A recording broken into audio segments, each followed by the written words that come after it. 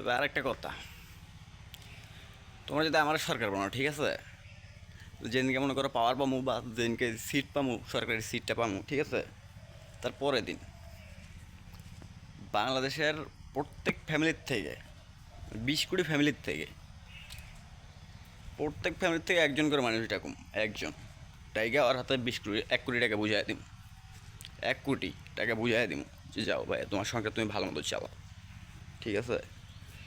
আর এই যে একটা মেট্রো রেলের রাস্তা বানাইতে 500-600 কোটি টাকা বলে খরচ হয়। হ্যাঁ, এই যে ফ্লাইওভার বানায়, এক ফ্লাইওভার বানাতে বলে 5,000-6,000 কোটি টাকা খরচ হয়। কে এই একটা ফ্লাইওভার না বানে ওদের থেকে 20টা কোটি টাকা, 20টা 20 কোটি ফ্যামিলির হাতত দিলে কি সমস্যা? 20 কোটি টাকা 20 কোটি ফ্যামিলির হাতত দিলে কি সমস্যা? তাহলে ভাই তোরও বাড়বি, ওর পাবলিকেরও বাড়বি, ও সরকারেরও লাভ, গরিব দুঃখীরও লাভ, জীবনযাপন ভালো মতো কাটাবার পারবি। আর আমার মানার মতো মানুষ কী করে ভাত খাবি? মনে কর চুষে চুষে ভাত খাবি তোরাই, এ না মাথার ঢুকো, উল্পে না মাথার ঢুকো, তাহলে সব ঠিক হয়ে গেছে।